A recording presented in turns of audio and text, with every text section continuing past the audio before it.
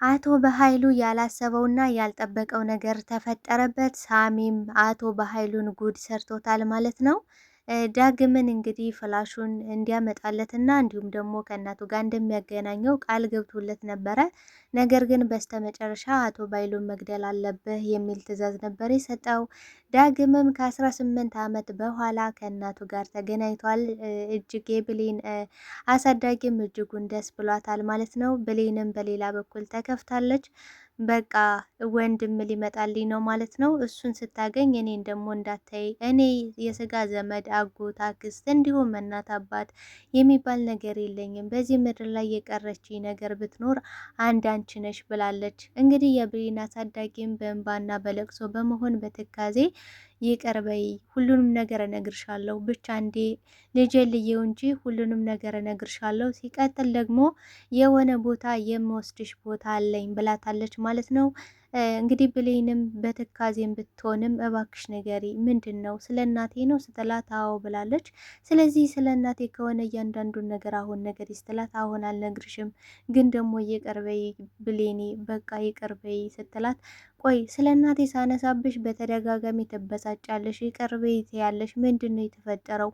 እባክሽ አታስጨንቂኝ ነገሬ በማለት ስትጠይቃትም እሷ ግን በፍጹም አይሆንም በማለት እንግዲህ ከዚህ በፊት ሳሚ አንቆ ሊገላት እንደነበረ እንዲሁም ደግሞ አንድ ነገር የምትናገር ከሆነ የሰላም ልጅ እንደሆነች እንዲሁም ደግሞ ሰላም ጋር የምታገናኛት ከሆነ ሲጥ አድርጎ እንደሚገላት እንዲሁም ደግሞ ልጇን ብቸኛ ልጇን 18 ዓመት ሙሉ ሲናፍቃትና ሲያለቅስ በሷ ምክንያት የነበረው ልጇን እንደሚገልባት ሲነግራት እሷም ደግሞ ከመሞት መሰንበት ልጄን ማየት አለብኝ፣ አይኔን በአይኔ ማየት ይኖርብኛል በማለት እንግዲህ እያዘነችን ቢሆን ብሌኔ ይቅር በይ፣ በቃ የወለድኩት ልጅ ለማዳን ብዬ አንቺን ደግሞ ያሳደግኩሽ ልጄን ካድኩሽ፣ ምንም ማድረግ አልችልም፣ ይቅር በይ፣ እናትሽ እያለሽ እናትሽ ሞታለሽ ብዬ ነግሬሻለሁ በማለት እንግዲህ ስቅስቅ ብላ ስታለቅስ ነበረ። እውነት ልቧ ተሰብሮ ነበረ። ብሌን እንግዲህ አቶ በኃይሉን አስደንግጠዋለች። ከባድ ነገር ከባድ ሚስጥር አውጥታለች። ሳሚ እንግዲህ የብሌን አሳዳጊ ሞታለች ብሎ ተናግሮ ስለነበረ ብሌንም ከዛ ወደ እነ ሰላም ቤት ተመልሳ ሂዳ ከሰላም ስር ሆና ስታለቅስና እንዲሁም ስታዝን አቶ በኃይሉ ግን እንዴት ነው እንደዚህ የተጽናናሽው? ከመቼው ነው የተጽናናሽው? ሲል ሰላምም ከዚህ በላይ ምን ትሆንልህ? እንዴት ነው አታያትም? ሰበርብር ብላለች እኮ እንዴት ቅስሟ እንደተሰበረ ሁልጊዜ ማልቀስ ነው፣ ሁልጊዜ ማንባት ነው።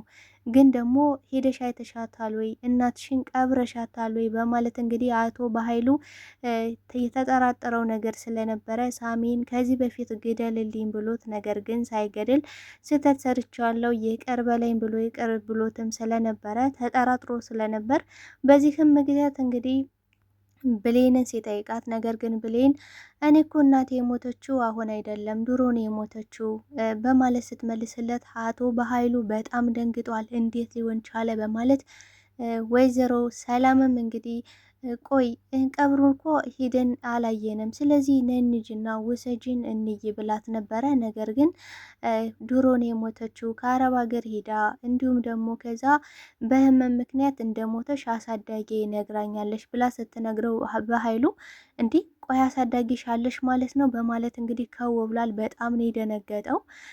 ለሳሚ ቀጥታ በሮ ለሳሚ መደወልን ነው የመረጠው ማለት ነው። ነገር ግን ሳሚ የራሱ ሚስጥር አለው። ከዚህ በፊት ብዙ አሰቃይቶትና ብዙ ነገር አድርጎት ስለነበረ አቶ በኃይሉ አረመኔ፣ ጨካኝ፣ ለማንም የማይራራ በጣም የተረገመ ስለሆነ እንዲሁም ደግሞ እንግዲህ ሰላም የራሷን ልጅ ደብቆ ሌላ ልጅ አመጥቶ እንግዲህ ለገንዘብ ስግብግብ የሆነች እንዲሁም እሷን ውርሱን እንድትወርስ በማድረግ የገንዘብ ሰው እንዲሁም ጨካኝ አረመኔ የሆነች ሴት ፈልጎ እቺ ልጅሽ ናት ብሎ ለእህቱ እንኳን መራራት ያልቻለ አይደለም ለሌላ ሰው። እንግዲህ ሳሚ በዚህ ምክንያትም ከእናት ጋር እንዳገናኝ ከፈለግ ከአቶ በኃይሉ ፍላሹን እንድታመጣልኝ እፈልጋለሁ። ያንን ፍላሽ ካመጣህልኝ በቃ ከእናንተ ጋር እፎይ ብለ በሰላም ትኖራለህ ብሎት ነበረ። ነገር ግን በስተመጨረሻ ሳሚ ሀሳቡን ቀይሯል ማለት ነው። ሰላም ጤና ይስጥልኝ ውድና የተከበራችሁ የቻናሌ ቤተሰቦች ተወዳጁን ድራማ አደራ ክፍል 7 ወደ እናንተ ይዤላችሁ መጥቻለሁ። ቪዲዮውን ስትጀምሩ ላይክ እንድታረጉና እስከ ቪዲዮ ፍጻሜ አብራችሁ እንድትቆዩ በአክብሮት እየጋበዝኳችሁ ሳሚም አሁን ላይ አቶ በሀይሉን ጉድ ሰርቶታል ማለት ሰላምን በሌላ በኩል የቃል ነገር ምንም አልሆንላት ብሏል ማለት ነው። በቃ ምንድን ነው እች ልጅ ግን እውነት ልጄ ናት? እኔ እኮ ሳያት ልጄ የምትመስለኝ ብሌን ናት። ብሌን ልጄ ብትሆን በጣም ውስጤ ነው። ሳያት ታሳዝነኛለች። እች ደግሞ የሆነ ቦታ ላይ ነንጅና የሆነ ሰው ማስተዋውቅሻለኝ ስትል ታረማምዬ አንቺ ሂጂ እኔ አልሄድም ነበር ያለችውና በቃ የሆነ ሰው ላስተዋውቅሽ እስከ ዛሬ በናፍቆትና በስንት ነገር ያገኘዋት ልጅ እንዴት ነው በዚህ ሁኔታ ልትቀበለኝ የምትችለው? በማለት እንግዲህ እስካሁን ድረስ ምንም ልትነቃ አልቻለችም። እንግዲህ የብሌን አሳዳጊ ስቅስቅ ብላ እያለቀሰች ቢሆንም ነገር ግን አሁን በስተመጨረሻ ልጇ ልታገኝ እንደሆነ ስታቅ በጣም ደስ ብሏታል። እንግዲህ ሰላምና ቃል የሆነ ሰው ላገኝ ልሄድ ነው ስትል ብሌንም በቃ እኔ ማሚዬን ሂጄ ማግኘት አለብኝ ፍቀጅልኝ እትዬ ስትላት እሷም ሂጂ ደስ እንዳለሽ ብላት ነበረ ማለት ነው። በዚህም ሁኔታ ብሌንም ወደ አሳዳጊዋ ሂዳ በቃ ዛሬ ደግሞ ምንድን ነው ቤቱ በጣም ፏፈሽ ብሏል፣ በዛ ላይ ደግሞ በጣም ደስ ብሎሻል፣ ምን ተፈጥሮ ነው? ማንም ቤታችን ሊመጣ ነው ስትላት ዛሬ ውዱ ልጄ እንግዳ ይመጣብናል ብላለች እኮ እንዴት ለምን ስትላት እንዴት ሆኖ ስትል በቃ ከ18 ዓመት በላይ የሆነው የጠፋው ልጄ ዛሬ ይመጣል። ዛሬ ደግሞ የደስታ ቀናችን ነው፣ ደስ ሊልሽ ይገባል በማለት እንግዲህ በደስታ ተቃቅፈዋል።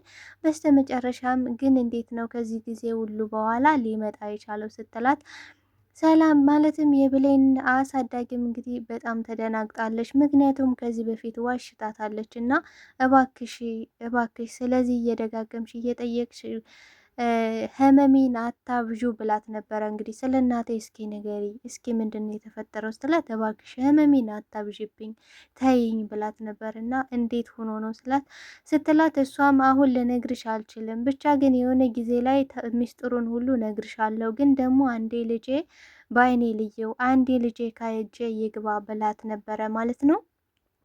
እንግዲህ ሳሚም ዳግምን ፍላሹን ካላመጣልኝ በፍጹም እናትህን እርሳት፣ እናትህን ግንባሯን ብዬ ነው ደፍቼ የምጥልልህ ብሎት ስለነበረ በዚህም ምክንያት እንግዲህ ግራ ተጋብቷል ዳጊ ማለት ነው። በቃ ሁሉም እኮ ቤት ናቸው፣ ሰላም አለች፣ ሁሉም አሉ ሲል እንደምንም አድርገህ ፍላሹን ልትሰጠኝ ይገባል፣ ካልሆነ ደግሞ አቶ በሀይሉ ካወቀ እንዳልገደልኳት ካወቀ ቀድሞ ይገላታል ብሎት ነበረ።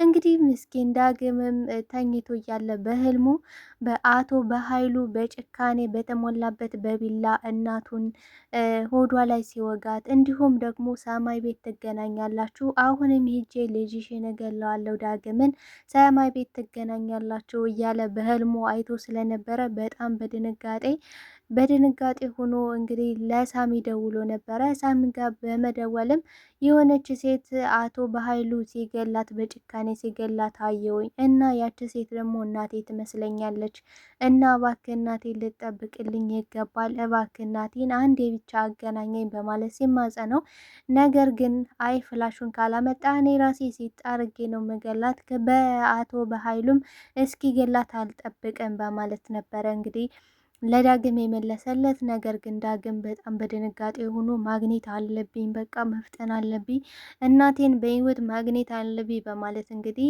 አጋጣሚውን ተጠቅሞ ሰላምና እንዲሁም ቃል የሆነ ቦታ ላይ ሲሄዱ እሱም ብሌን ብቻ ስለነበረች ብሌን ግን አሁን እንዴት ነሽ ተጽናናሽ ወይ በማለት ሲጠይቃት እሷም ደህና ነኝ እንደምታይኝ በማለት ስትነግረው እሱም ብርድ እያለኝ ነው እና እባክሽ ሻይ ልታፈይልኝ ትችያለሽ ወይ በማለት ሲጠይቃት እሷም ኧረ ችግር የለም አፈላላለሁ ስትለው፣ ነገር ግን እሱ ዋና ታርጌቱ የነበረ ከአቶ በሀይሉ ከኪሱ እንግዲህ ፍላሹን መውሰድ ነበረ ዋና ታርጌቱ። እሱንም እሷ ስትገባለት ብሌን ስትገባለት ገብቶ ከኪሱ መበርበር ጀምሯል ማለት ነው። ከበረበረም በኋላ ከስንት ትግል በኋላም አግኝቶት ሊወጣ ሲል እንግዲህ ብሌን ደርሳበታለች። ብሌንም እንዳየችው ደንግጣ እኔ ካንተ ይህን አልጠብቅም ነበረ፣ እንዴት አደርጋለህ? በጣም ነውር ነው፣ አሁን የያዝከውን ነገር መልሰው፣ ምንድን ነው እያደረግክ ያለኸው ስትለው፣ እሱ ግን የቃልን ክፍል እያየውላት ነው ነበር ያላት ማለት ነው። ለመዋሸት ቢሞክርም እንግዲህ እጁ እየተንቀጠቀጠ ስለነበረ የያዘውን ፍላሽም አይታበታለች።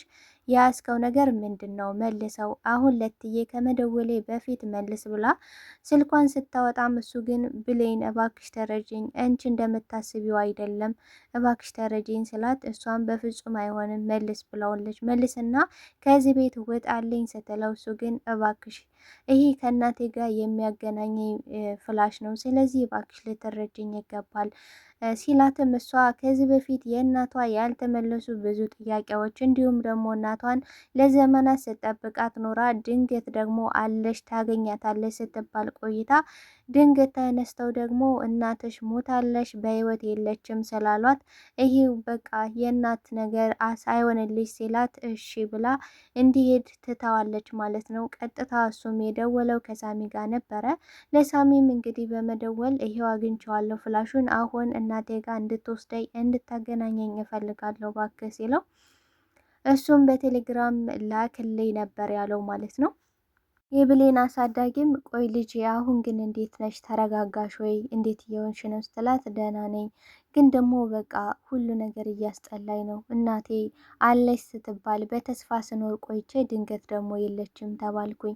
ምንድን ነው ግን ነገሩ? ምንም ሊገባኝ አልቻለም። በፍጹም ደግሞ እኔ እናቴ ያለሽ እየመሰለኝ ነው። ያቺ የምሰራባት ሴትዮ ቤት እሷ ጋር እናቴ እየመሰለችኝ ነው። በቃ ጸጉሬን ስትዳብሰኝ እንዲሁም ደግሞ ሳዝን ሳለቅስ ከጉልበቷ ስር ተደግፌ ሳለቅስ በቃ ልክ እናቴን ነው የምትመስለኝ፣ ልቤ ይደነግጣል ብላታለች ማለት ነው። እና የብሌን አሳዳጊም እባክሽ ልጄ ተረጋጊ፣ ሁሉም ነገር ምናልባት በሂደት ይሆናል፣ ተገድጄ ነው ወድጄ አይደለም በማለት ዳርዳሩን ነግራታለች ማለት ነው። እንግዲህ እያንዳንዱን ነገር ጠለቅ ብላ ባትነግራትም ግን የሆነ ፍንጭ ነገር ሰጥታታለች። ሳሚም ፍላሹን ከተቀበለ በኋላ እያንዳንዱን መረጃ የአቶ በኃይሉን ካወቀ በኋላ በስተመጨረሻ ግን ዳግምን ድጋሚ ክደውታል ማለት ነው። እንግዲህ ዳግምን አሁን በቃ የመጨረሻ እድል እሰጥሃለሁ እናት ጋር የምትገናኝበት ለዘመናት ስጠብቀው የነበረው ከዚህ በኋላ ደግሞ እፎይ ብለ ለረዥም ዘመት ከእናት ጋር ረዥም ጊዜን የምታሳልፍበት እድል አለህ። እሱንም ደግሞ አንድ ነገር ብቻ እንድታደርግልኝ እፈልጋለሁ ብሎታል ማለት ነው። እንግዲህ ዳግምም በጉጉት እናቴን አሁን አገኛለሁ ብሎ እየጠበቀ ስለነበር እሱም ምንድን ነው እባክህ እናቴን አገናኘኝ በማለት ሲማጸነው፣ ነገር ግን ጭራሽ አቶ በኃይሉን እንድትገለው ፈልጋለሁ ነበር ያለው ቃል በቃል። እንግዲህ ዳግም በጣም ደንግጧል። ቆይ እኔ ነብሰ ገዳይ ነው እንዴ የምመስልህ? እኔ እናቴን ለማዳን ብዬ የሌላ ሰው ነፍስ በፍጹም አላጠፋም። ጭራሽ እኔ ነብሰ ገዳይ አይደለሁም። ጭራሽ እንዳትሞክረው። እናቴን ግን እባክህ ለምንም ማጸናሃለሁ አገናኘኝ ብሎት ነበረ። ነገር ግን በፍጹም አይሆንም፣ ዝም ብላ ትነፋረቅብኝ፣ እሱን ገለህ አንተ ደግሞ ከእናት ጋር እፎይ ብለህ በሰላም እንድትኖር ነው እኔ የምፈልገው። አቶ በኃይሉ ማለት ጨካኝ አውሬ፣ በሰዎች ለቅሶ የሚደሰት ለሰዎች እዝነት ርህራሄ የሌለው አረመኔ ሰው ነው። ስለዚህ መሞት ነው እንጂ እሱ ያለበት መኖር አይገባውም በማለት እንግዲህ ለዳግም ሲነግረው፣ ነገር ግን ዳግምም አልተስማማም ነበር። እንግዲህ ሳሚ በቃ እስከ ማታ ጊዜ ሰጥቻለሁ፣ ወሰበበት፣ ካልሆነ ደግሞ እኔ እናትህን ሄጄ ሲጣርጌ ገላታለሁ በማለት ለዳግም ስልኩን ዘግቶበታል ማለት ነው። ዳግምም እንግዲህ እያለቀሰ የጮኸ ወይኔ እናቴ በቃ እኔ ግን መቼ ነው ማገኝሽ? የዘመናት ናፍቆቴ ነሽ። አሁን ደግሞ ምንድን ነው ማደርገው? እንዴትስ ነው ነፍስ ማጠፋው? እንዴት ነው ማደርገው? በማለት እንግዲህ እየተጨነቀ እያለቀሰ ነበረ ማለት እናት በቃ አንዴ ነፍስ አጥፉ ተብላችሁ፣ ሁለተኛ ነገር ደግሞ እናታችሁ በሰው እጅ ልጠፋ እንደሆነ እያወቃችሁ ምን ሊሰማን ይችላል? በእውነት በጣም በጣም ያሳዝናል። ግን እንግዲህ ዳግም ውሳኔውን ወስኗል ማለት ነው። አቶ በኃይሉን መግደል አለብኝ፣ እናቴንም ማግኘት አለብኝ። ነገር ግን አቶ በኃይሉን አወጣጥቸው ለመግደል አስፈራርቸው እናቴን ካገናኘኝ፣ እናቴ ያለችበት ቦታ ከወሰደኝ ምንም ችግር የለብኝም እተወዋለሁ ብሎ አስቦ ነበር ዳግም። ነገር ግን ሲደርስ ያልጠበቀውና ያላሰበው ነገር ነበር የገጠመው ማለት ነው። አቶ በኃይሉም እንግዲህ ብሌን ተሳስታለች። በነገራችን ላይ ዝላይ ምንም የምታውቀው ነገር ስላልነበራት አሳዳጊዋ እንዳለሽ እና የሞተችው ደግሞ ወላጅ እናቷ እንደሆነች ከዘመናት በፊትም እንደሞተች ስትነግረው እንግዲህ አቶ በኃይሉ በጣም ተበሳጭቶና ተናዶ ሳሚን አግኝቶት ነበረ ማለት ነው። ሳሚም እንዴት ነው እንደዚህ ልታደርግ የቻልከው? እንዴት ነው ይህን ድጋሚ ስህተት የሰራኸው? በማለት በጥያቄ ሲያፋጥተው ሳሚም በጣም አሳዘናኝ ነው፣ በቃ ከጉልበቴ ተደፍታ ለመነችኝ፣ ተማጸነችኝ እና እኔም ደግሞ እንዳትናገር አድርጌ ነው ያስፈራራዋት። ስለዚህ እሷ በፍጹም አትናገርም ብሏል ማለት ነው። እንግዲህ አቶ በኃይሉም እንዴት ነው ማትናገረው? እንዴት አወቅ? አንተ ይህን እንደማትናገር አንተ በምን አወቅ? ደግሞስ እንዴት ነው በምን አስፈራርታት ነው ሲለው እንግዲህ ምን ብሏል ሳሚ? እኔ አስፈራራዋት በልጇ ነው ብሏል። በልጇ በብሌን አስፈራርቻታለሁ። በቃ የምትናገር ከሆነ የሆነ ነገር አደርጋለሁ ምትል ከሆነ ልጇን ብሌንን እንደምገልባት ነግሬያታለሁ ሲለው፣ ነገር ግን አቶ በኃይሉ ተጠራጥሯል ማለት ነው። በጣም ነው የተጠራጠረው። ይሄማ በፍጹም አያሳምነኝም ብሏል። በፍጹም የሆነ ነገርማ አለ እንጂ ይሄ በፍጹም አይሆንም ብሎ ነበረ። ዳግምም ወደ አቶ በኃይሉ በመምጣት እንግዲህ እናቴን ያለችበትን እጠይቃለሁ፣ ለአንዴና ለመጨረሻ ጊዜ ልጠይቅ ነው የመጣሁት በማለት በቁጣ በሚመስል መልኩ እያናገረው ሳለ አቶ በኃይሉ ምን ሆነሃል ልጄ? እስኪ ተረጋጋና ተቀመጥና እናውራ ሲለው እንግዲህ ዳግምም ተቀምጦ ነበረ። ፎቶውን በመስጠት እችን ሴት ታውቃታለህ ወይ ብሎ ነበር ይህ ጠየቀው። እሱ ግን አረ በፍጹም እኔ እችን ሴት አላውቃትም ማናት ሲለው እኔ ይቺ ሴት ማለት እናቴ ናት። ስለዚህ እናቴ በህይወት እንዳለች አውቄያለሁ። አሁን እናቴ ያለችበትን ቦታ እንድታሳየኝና እንድትወስደኝ እንዲሁም ደግሞ ስለ እናቴ እንድትነግረኝ እፈልጋለሁ በማለት ሲጠይቀው እሱ ግን ያመሃል እንዴ ምንድን ነው የምትቀባጥረው በማለት ሲነግረው እሱ ግን እየቀባጠርኩኝ አይደለም በማለት እንግዲህ ቢላውን ይዞ ነበረ የመጣው። ቢላውን በመያዝ እንግዲህ በቃ አቶ በኃይሉ በእርግጥም ፈርቶ ነበረ። ነገር ግን ዳግም ይህን እንደማያደርግ እርግጠኛ ስለነበር ዳግምም እያለቀሰ እባክህ ለዘመናት ስጠብቃት የነበረ እናቴ ናት፣ አንተ አረመኔና ጨካኝ ነህ። ከዘመናት በፊት ከእናቴ ከዘመዶቼ ነጥለ ወስደኸኝ ለአንድ ድርጅትም የጉልበት ስራ እንድሰራ ስታደርገኝ ይኖረሃል። ስለዚህ አሁን እናቴን ካገናኘኸኝ የምታገናኘኝ ከሆነ እስከ ዛሬ ያደረስክብኝን ስቃይን፣ መከራውን፣ ሁሉን ነገር እተወዋለሁ፣ እረሳዋለሁ። ስለዚህ እናቴን ብቻ እንድታገናኘ ይፈልጋለሁ፣ ሁሉንም ነገር ይቅር እልሃለሁ በማለት ስጠይቀው ነገር ግን እሱ ምንድን ነው የምትቀባጥርብኝ? ዝም በል ዝጋ አይነት ነገሮችን ነበር የተናገረው። ነገር ግን በመሀል እንግዲህ ስልክ ተደውሎለታል ማለት ነው አቶ በኃይሉ። በሌላ በኩል እንግዲህ ብሌንና የብሌን አሳዳጊ በጉጉት ዳጊን እየጠበቁት ነው። ምን ነው ዘገየሳ?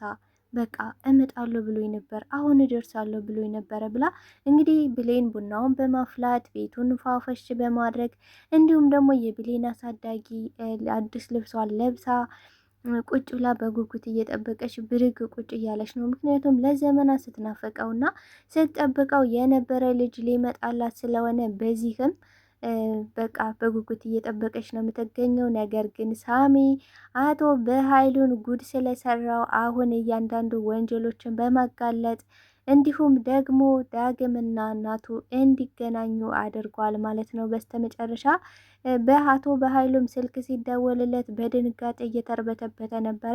እያንዳንዱ የወንጀል ስራዎች በአደባባይ ወጥተዋል። ስለዚህ አሁን ይህ የመጨረሻህ ነው፣ አልቆልሃል የሚል መልእክት ይመስላል። ምክንያቱም ዳግም ማለትም ሳሚ ፈክሮ ነበረ። አሁን አንተ የሚያልቅልህ የሚያበቃልህ ጊዜ ነው፣ እኔ ደግሞ በአንተ ቦታ ሁኜ የምሾምበትና የምነግስበት ታይም ነው። ስለዚህ አልቆላል አቶ በኃይሉ ብሎ ነበረ ማለት ነው። አሁን አቶ በኃይሉ ያለቀለትና መጨረሻው የደረሰ ይመስላል። በጣም አጓጊ ነገር ነው ያለው በእውነት ለመናገር። በስተ መጨረሻም እንግዲህ ዳግምና እናቱ ተገናኝተዋል ማለት ነው። እንግዲህ ብሌን በጣም ደስ ብሏታል። ምክንያቱም ዳግም እንደሆነ በፍጹም ልጠብቀው ልታስበው ሁላ አልቻለችም ነበረ። ተደናግጣለች። ምን እንደምትል ግራ ገብቷት አንደበቷ ሁሉ ተሳስሮ ነበረ። እንዲህ ሊሆን ቻለ? ቆይ ያን ፍላሽም እኮ ላስቆመ ነበረ እንኳንም ያላስቆምኩ በማለት እንግዲህ በቃ ግን ደስ ብሏታል ስላየሽው። እሱ ደግሞ ዳግም ወንድሟ በመሆኑ እንዲሁም ደግሞ ብሌንን ከዛ ከእናቱ ጋር በማግኘቱ እጅግ ደስ ብሎታል። ምክንያቱም ከዚህ በፊት ታሪኩን ነግራው ነበረ። እንግዲህ ታሪኬ እኔ አሳዳጊ እኔ ያሳደገችኝ እና እናቴን ላገኝ ትንሽ ጊዜ ሲቀረኝ ውሰጂኝ ስላት ከዛ እናትሽ እኮ ሞታለች አለችኝ ብላ እንግዲህ ታሪኩን ነግራው ነበረ። በሷም ታሪክ ስትነግረው እንግዲህ እኔም እኮ ታሪኬ እንደዚህ እንደዚህ ነው ብሎ ነግሯት ነበር። የሱንም ታሪክ እውነት ለመናገር ሁለቱም ተመሳሳይ እና የሚያስገርም ታሪክ ነው የነበራቸው። እንግዲህ ብሌን ሰላም ልጇ ናት። ሰላምም እንግዲህ ብሌንን በጣም ነው የምትወዳት። እንዲሁም ብሌን በቃ እቿን ሳያት በቃ እናቴ እናቴ ነው የምትመስለኝ፣ በቃ ትክክለኛ እናቴ የምትመስለኝ እሷ ናት ብላለች ማለት ነው። እንግዲህ ሰላምም እናቴ እያለሽ የምትሄደው በቃ እናት አላት ማለት ነው። እኔ ይቺ ልጅ እና ልጄ የምትመስለኝ ግን ዝም ብዬ እኔ በቃ የራሴ የፈጠርኩት ነገር ነው። ምክንያቱም እሷ እናቴ የሆነ ነገር ሲፈጠር እናቴ ጋር መሄድ አለብኝ ብላ ነው የምትሄደው። ስለዚህ እናት አላት ማለት ነው በማለት እንግዲህ ሰላምም ራሷን እያረጋጋች ነው። ግን በቃል ግን በጣም ተጠራጥራለች። ምክንያቱም እንዴት ነው እኔ ልጄ እንደዚህ አይነት አይደለችም። እንግዲህ በባለፈው እንደምናስታውሰው ሰላም ብሌን እናትሽ ሞታለች ተብላ በተነገረ ሰዓት ስቅስቅ ብላ እያለቀሰች ነበረ። በቃ ስቅስቅ ብላ ስታለቅስም እንግዲህ ሰላም ወደ ክፍሏ በመግባት ምን ሆነሻል? ምንድን ነው የተፈጠረው? ብላ እያባበለቻትና እያወራቻትም እንዲሁም ደግሞ በፊት እንግዲህ ቃልን ማለትም እሷ የምታውቀው ቃል ልጇ እንደሆነች ነው። ቃልን ከቃል ጋር የምትጫወተው ጨዋታ ነገር ግን ትክክለኛ ኖርማሊ ልጇ ብሌን ናት። ነገር ግን እሷ በሰዓቱ እያስታወሰች ያለ የልጅነቷን የድሮውን የነበረውን እንግዲህ በፊት ስታጫውታት የነበረን ጨዋታ በማስታወስ አብራት ሰላም ስቅስቅ ብላ እያለቀሰች ነበረ ከብሌን ጋር ማለት ነው። እስኪ ተወዳጆች አቶ በኃይሉ ምን አይነት እርምጃ ሊወስድ ይችላል? ምን አይነት ነገር ነው እንደዚህ ጨርቁን ጥሎ ሊያሳብደውና ሊያስደነግጠው የቻለ ነገር ምን ሊሆን ይችላል ብላችሁ ታስባላችሁ? እስኪ ሀሳብ አስተያየታችሁን በኮሜንት ሴክሽን ላይ አስቀምጡልኝ። አብራችሁኝ ስለነበራችሁ ስለነበረን ቆይታ እጅግ አድርጌ አመሰግናለሁ ተወዳጆች። ባይ ባይ።